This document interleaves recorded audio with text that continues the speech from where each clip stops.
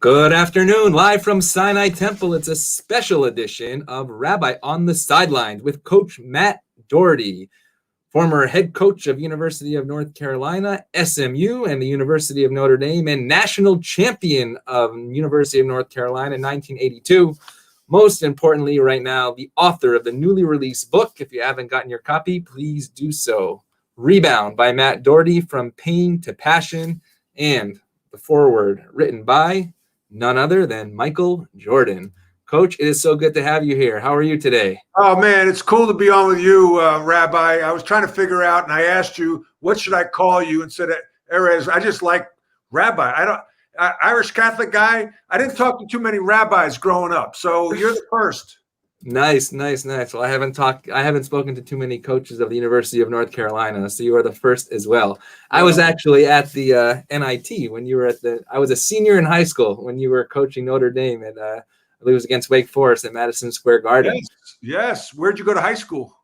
Oh, high school in upstate New York in Syracuse. I also saw you at the Carrier Dome, but I was visiting Columbia University where I went for college, and NIT was in town, and so are you. So it was great. Columbia's a great school. Yeah, Columbia's a great school. I used to live on 96 and Broadway after college. Oh, so with the entire Jewish community, you were there. I would ask you what synagogue you attended.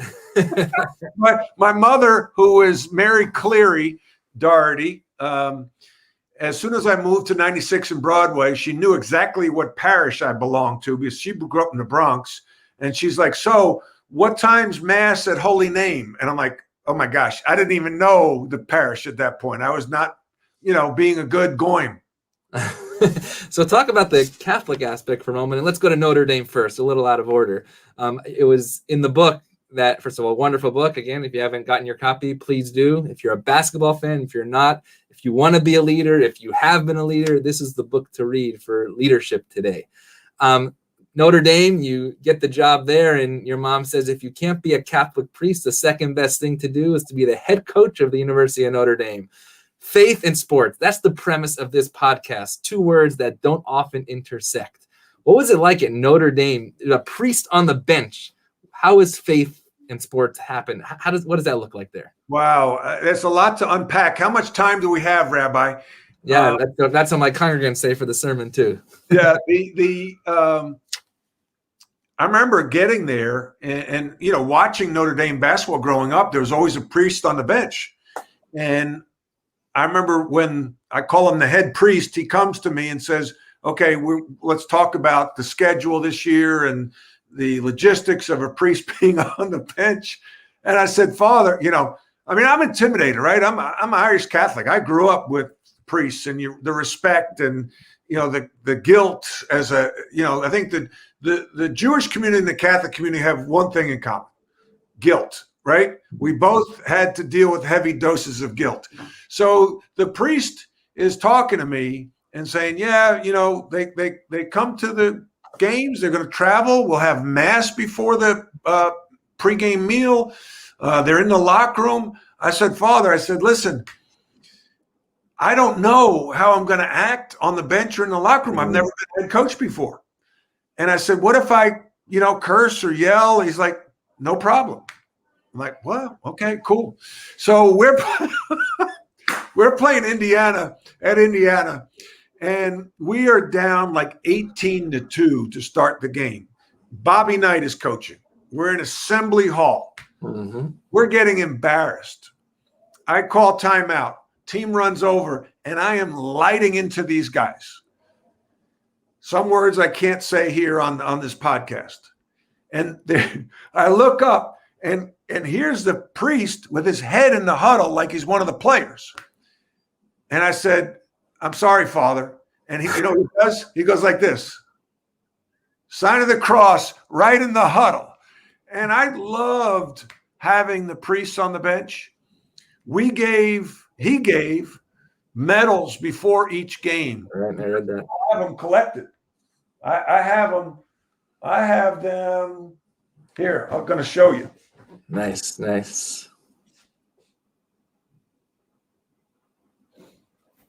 Coach Matt Doherty from University of North Carolina, and these are the medals from the University of Notre Dame. Every game he would do this? Every game. Wow. Those are the medals from every game except one. Okay. Uh-huh. And the and the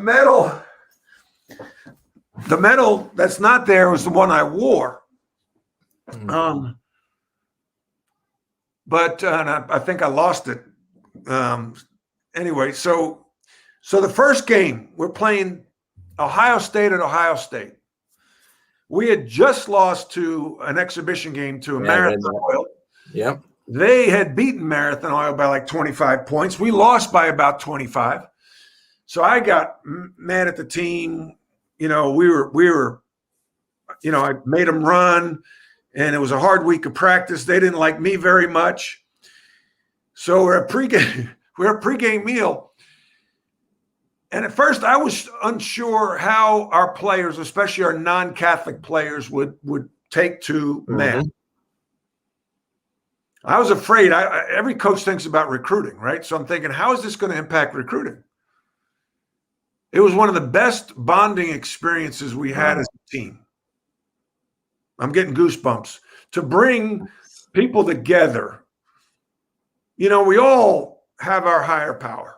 Mine is God, but but just having everybody together in that moment in non-basketball, worshiping our higher power was very, very powerful. And it was just 15 minutes, and it was quick. So the priest is giving out the medals, and there's always a story behind the medal, right? It's different saints. So he said, here's the medal of St. Jude, the patron saint of lost causes. We're getting ready to play Ohio State. They're ranked 5th in the country. I'm going like, as the priest is starting to talk about the patron saint of lost causes and goes on the story, I'm like in the back going like, no, like I don't want our guys. We're gonna get blown out.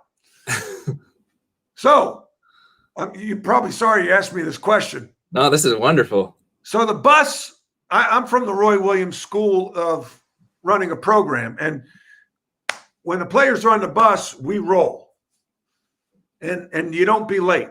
Like early's on time is late. So the players are on the bus. We count the players, move on out. We're staying about 2 miles from the Schottenstein Center, I think it's called, at Ohio State. And we're caught in traffic. And on this bridge, and someone says, hey, is that our priest? And our priest is walking over the bridge in his black garment plus an overcoat, carrying his suitcase, because we left him at the hotel. He didn't get out of the bus in time. Now, we went out and won the game and had a big celebration. But I loved having the priests on the bench. I think, to me, we prayed. When I played at North Carolina, when I coached at Kansas, and when I coached, we prayed before and after every game. Love it. Growing up in the Big East, Syracuse guy, actually Coach Boeheim is going to be on the show next Thursday. There was my father's also a rabbi. He was a rabbi in Syracuse for 40 years, and we were thankfully close with the team. And before they would go to the Big East tournament each year, it was called the annual hardwood dinner, the boosters. Many times my dad had the honor of doing that prayer. And I remember him thinking, what should we say? And he would always say these 3 words. And in fact, every time we finish one of the books of the Bible, we stand up in the synagogue and we say, it's in Hebrew, chazak, chazak, v'nit chazek. And in English, it means be strong, and together we will be strengthened. That was always the prayer that my dad gave the Syracuse Orange before they went to the tournament in the Garden. And I might have seen Boeheim use a couple of those Hebrew words a couple times in that huddle as well. So Coach Boeheim, I remember when I was a player. Coach Boeheim, as you know, had been coaching forever. And I played against Coach Boeheim's team when I was at North Carolina, and I remember on the court, and he said a couple things. I was going against Leo Routens, and he said a couple things. And I played for Dean Smith, who never cursed ever. I never heard him curse one time, and nobody I know has ever heard him curse. And then I'm going down back on defense, and I hear this language coming from the coach of Syracuse. I'm like, whoa, that's different. That's different. But Coach New York language is a good man. Yes, amazing coach, and I've always enjoyed my time around him as a coach and as an announcer. He is a smart man, and the job he's done there has been unbelievable.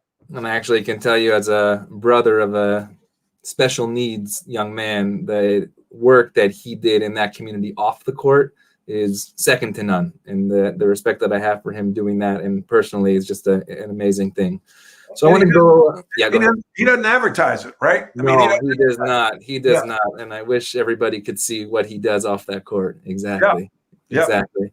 So I want to go to the big news in the University of North Carolina these last couple of weeks, with Hubert Davis being named head coach, not just in waiting, but head coach. And really the last major change was when Roy Williams took over, and that was after you were at North Carolina. And that's what this book is about. Again, Rebound from Pain to Passion.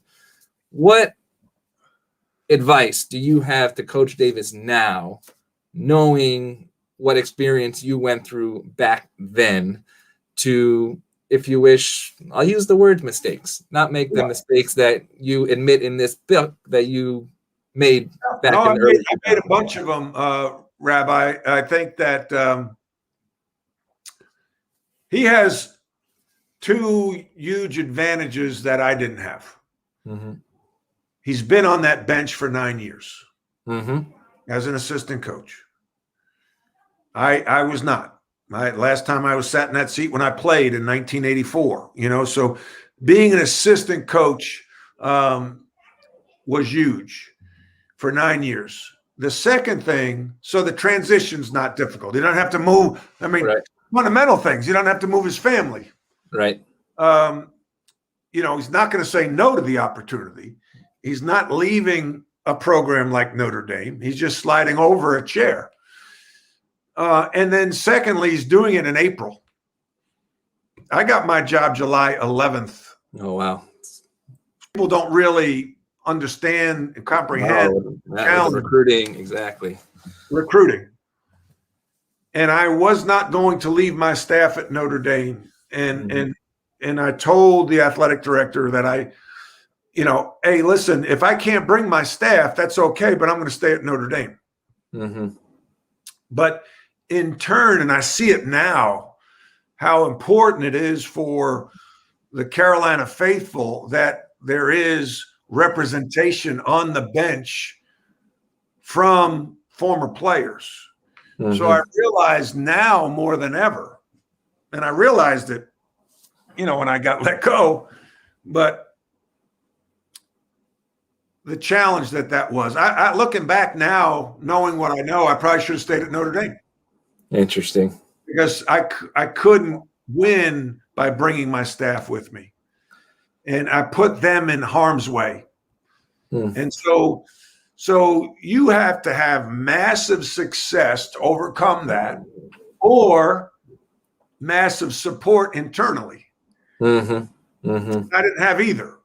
It's interesting that you said that you put people in harm's way. I'll bring it to the faith thing in a moment, but actually next week in our portion that we'll read here in the synagogue, it says, don't put a stumbling block before the blind. And it's interesting you said, right, Micahel Jordan called you. Roy Williams called you from Kansas. You had to do it, right? But now all of a sudden you say, wait, but I took these other people, brought them with, and put them in harm's way. I find that a really fascinating moment. Yeah, now maybe, and again, I go back to it's July 11th. So things are going around my head so fast, my head's spinning. Two of the wives on the staff were pregnant. Wow. It's in the middle of the recruiting period. I didn't want to leave my staff in the cold. I didn't have time. And this is where the leadership of the, university could have helped. Hey, listen, we think it'd be tough if you brought your staff with you. Here's an option. Bring them with you. We'll integrate them into the organization, but at a reduced role, but the same pay. Mm-hmm. Now, that could have worked. Mm-hmm. That might have been a really good option, but it wasn't presented. Interesting. And I didn't present it. Right. Because I didn't think of it as an option. I thought it was net sum gain, right? Right. But what advice? Hubert's a smart guy. He's also 50 years old. I was 37. Wow. I was 38. Yes, Mm-hmm. I was. I think 50. If I took it, I remember somebody asked me, a reporter, if I would have been better off had I been 5 years at Notre Dame before I became the head coach. I'm like, yeah, of course. Mm-hmm. Mm-hmm. Well, they spun it in a negative way, but yeah, aren't you better as a rabbi now than you were 5 years ago? I hope so. I hope so too. Yeah. Exactly. So, yeah, if I would have stayed at Notre Dame, maybe I'd be the head coach right now. Wow. So let's go all the way back to 1982. I'm going to show a little clip here of the moment you won that championship. Right before you missed the 1-1 here, which led to. Thanks for bringing that up, Rabbi. You don't need I didn't. I didn't show it. I didn't show it. Bring that up. They've got to look to get it in there. You can't with a shot blocker like Ewing take so much time. Doherty to Black. The time, 18. Micahel Jordan hits that shot, and then we'll just see the next play, which is so infamous in college basketball history. Look for Sleepy Floyd. Look, he threw it to the wrong man.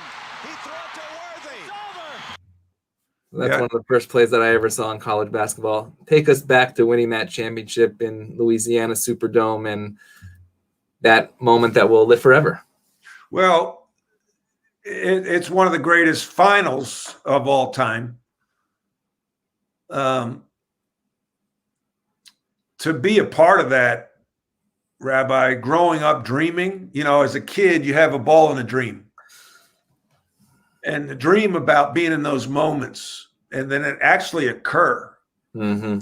And yet, it's still mentioned, as you just did there, because of the significance of it for several reasons. One, it was Coach Smith's first championship. Two, first time CBS had it. Three, the first time in a domed arena. Four, it was the coming out party for a guy named Micahel Jordan. Exactly. And, you had the talent on that court. Worthy, Perkins, Jordan, Sleepy Floyd, Patrick Ewing. Yep. Two iconic coaches Mm-hmm. that unfortunately have both passed. So, yeah, it was a huge moment and to be a part of that. And I did miss a foul shot with 1:30 to go. That really shook me up. I got fouled. Boy, if it wouldn't have been called, they would have gone down for a layup. I'm thinking as I run back on defense after I missed a foul shot that I lost the national championship for Dean Smith. That's when I saw that, I was thinking I'm a Syracuse guy again. 1987, Derek Coleman misses the end of the 1-1. Go back, Steve Alford or Keith Smart in where we grew up. So it's called The Shot, right? And it's interesting here.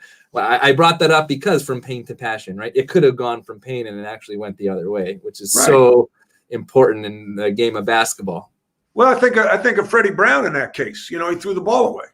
Mm-hmm, mm-hmm. I think of Bill Buckner. The ball went through his legs with the Red Sox. Exactly. So, and it's the thing in sports, you put yourself, I tell kids, you want exposure. Be careful because you just might get exposed. Exactly. It's not all good, but it's a test. So that's that moment in 1982 that will live forever, not just you, but let's go talk about dreams, because in the book, you really talk about Prospect Park and really spending hours and months there and summers there. Not wanting to get a summer job because you needed to spend all that time at the park. looking up to the guys, but not just looking up, but saying, I can do this. I'm on that court. How do dreams turn into reality? You mentioned often that you might have had not as much, if you wish, natural talent, but you worked so hard that you could get on the court with those people. How do dreams lead to reality? Well, I think there's so many things that come together, right? I mean, one, internally, it has to be the person has to have the drive. I mean, there are people that grew up in small towns that had no exposure to pro teams or, look at Jerry West from Cabin Creek, or, you think of Larry Bird from French Lick, Indiana. Yeah. And yet these guys could dream and work on their games. I was blessed. I had a mom and a dad, a great family, blue collar town on Long Island. And my dad exposed me to baseball and basketball and the different sports. And we had the Knicks and the Nets and the Yankees and the Mets and the Giants and the Jets, the Rangers and the Islanders. And, I remember my dad signing me up for basketball camp, and he bought me my first jock at Nescott Drugs. And as he's handing me the jock in the car, he says, now remember, when a coach corrects you, don't say I know. Yeah. Just listen. And I thought how awesome that was when I was in fourth grade. And Wow. That really came to light when my son was, coming of age, where I'm throwing the ball with him and I'm trying to coach him, and he's got all the answers. And I'm thinking, oh, geez, now I know what my dad was dealing with. My dad had a lot more patience than I did. But to then be exposed via TV or in person to games at St. John's, Hofstra, Nassau Coliseum, the Knicks on TV. I never saw the Knicks playing in the Garden growing up. Going to the Garden, though, to see St. John's play.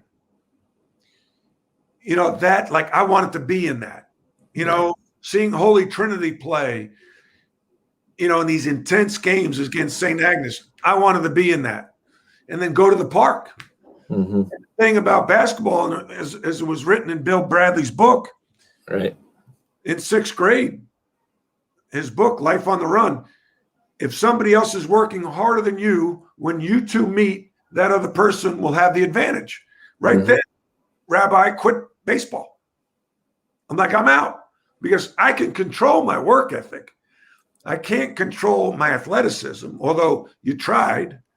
But I'm like, I tell kids all the time, yeah, you're going to work all summer to try to gain a half inch in your vertical.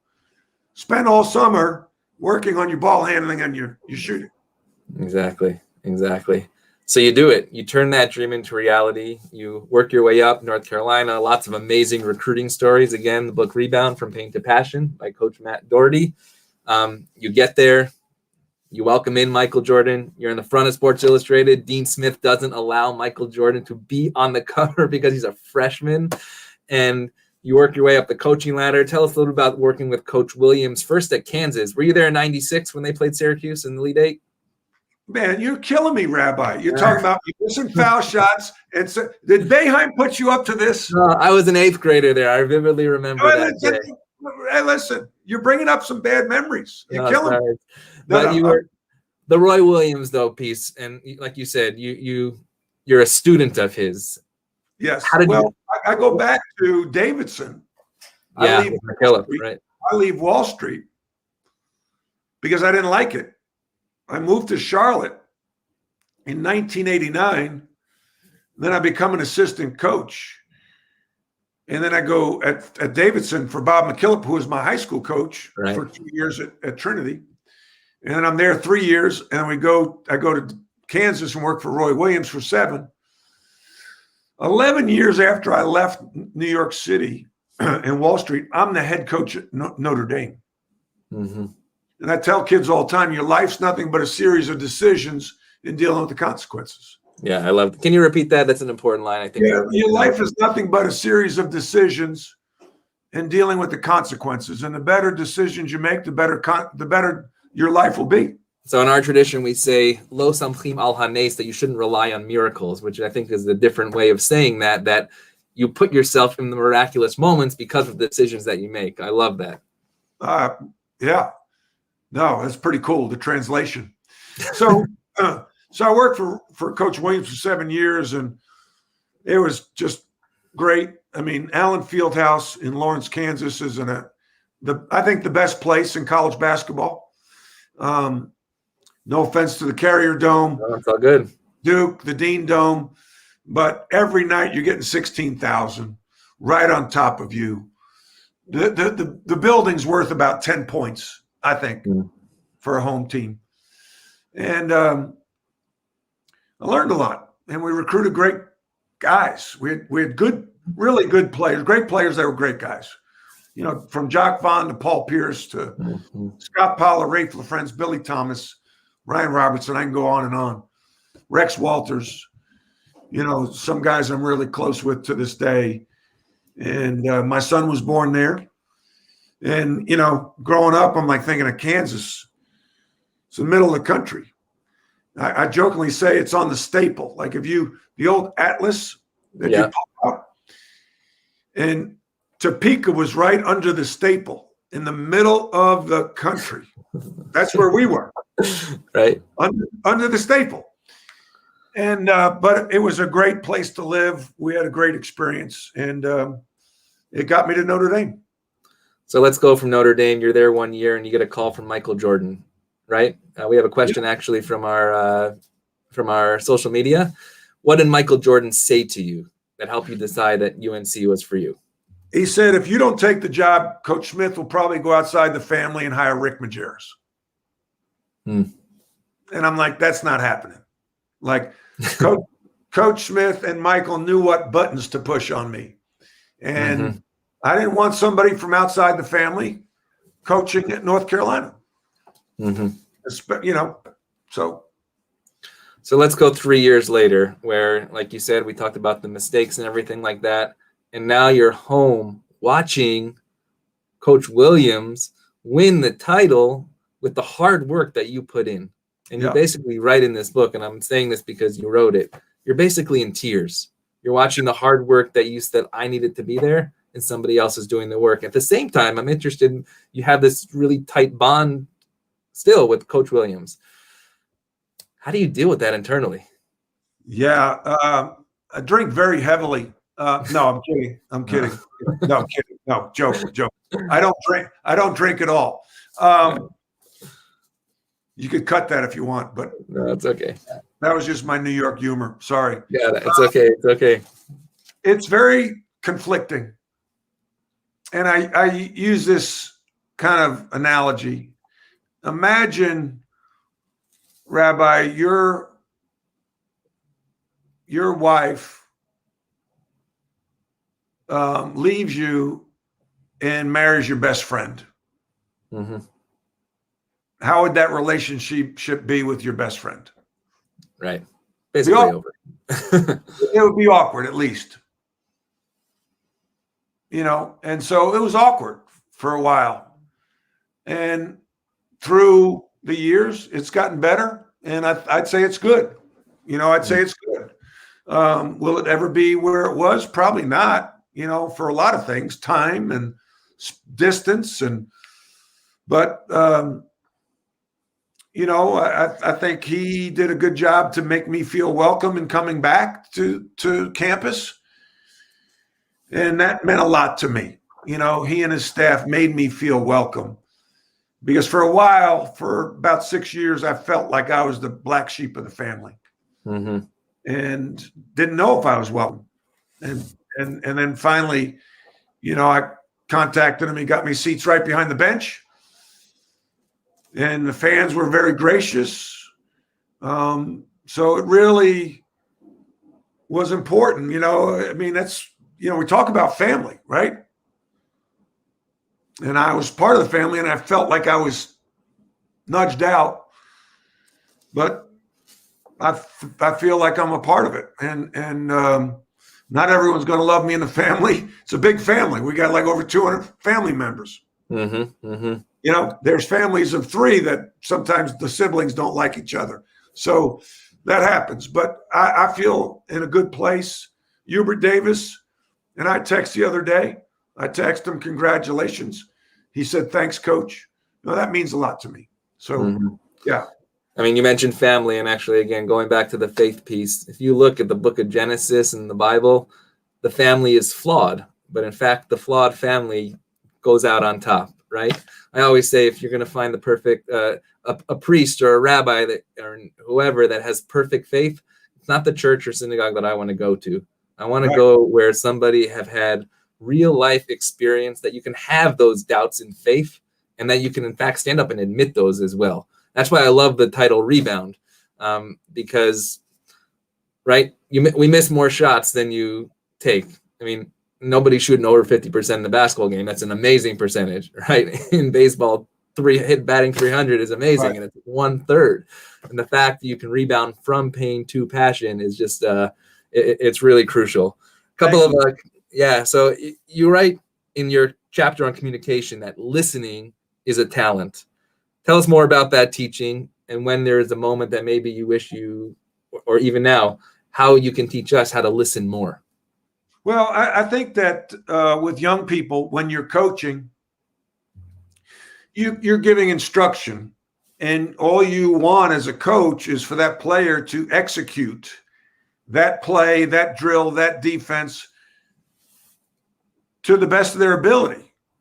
But if they don't carry out the communication to the floor and they make a mistake in execution, I'm not talking about ability, but they don't execute the play properly because they're not concentrating, they don't listen, that's a problem. Now, it's either a problem for the person communicating or the receiver. And so Coach Williams would always say, just do what I ask you to do. Yeah, it's not simple, right? So when I say to players, listening is as important as running and jumping, because if you're not listening, you're not in tune with your team, you're going to lack chemistry, lack execution, you're not going to be successful. So you need five fingers working together to make a strong punch. But if they're spread out and they're working on their own, your hand's a lot weaker. So that's what I talk about in terms of communication and listening. Even for, I'm glad my wife's not listening, but listening, you have to be active, an active listener. And so as a leader, your body language is 50% of communication. So absolutely. Are you open? Is your body open up, or are you closed? Are you kind of looking away? Are you fidgeting with this thing? Are you really present and locked in? And then actively, aggressively listen. So do you ask questions? It does 2 things. It shows the person talking that you are listening and you're locked in, but it also programs your mind to stay in the moment, because we all have a little ADD, right? So you could be talking and I see a car go back out in the window and I'm thinking about, who's that? Now it forces me to get back on track, where I nod and I say, yes, Syracuse, 1996, and so then you can stay present. I think it was Woodrow Wilson said, no one ever listened themselves out of a job. Nice. And actually, I think I love that. And listening is not just to somebody else, but actually really internal listening to yourself as well. Well, yeah, that's a whole nother conversation. Yeah. Trusting your instincts. Right. And sometimes we don't.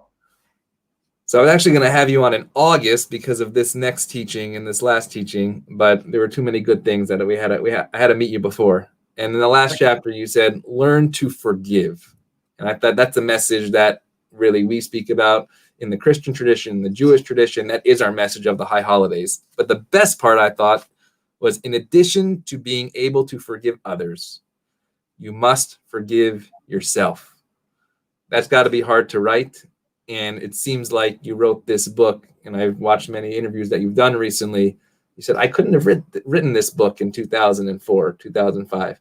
I had to take 17 years in order to figure out how to forgive myself. What did that process look like, and how can we learn from that?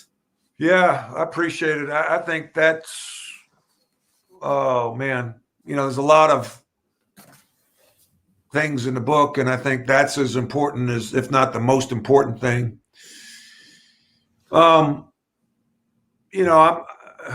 You touched on perfection earlier, and the only in my world, my faith, the only person that was perfect, they hung on the cross in my faith, right? And as Jesus was hanging on the cross, he was able to forgive those that persecuted him. And I'm like, whoa, like if he could do that, I could forgive some people that I think may have wronged me, or I felt may have wronged me. And, but most importantly, I'm hard on myself, and a lot of people are hard on themselves, and they beat themselves up. And so two things come to mind. One, if sometimes we're more forgiving than others than we are ourselves. Absolutely.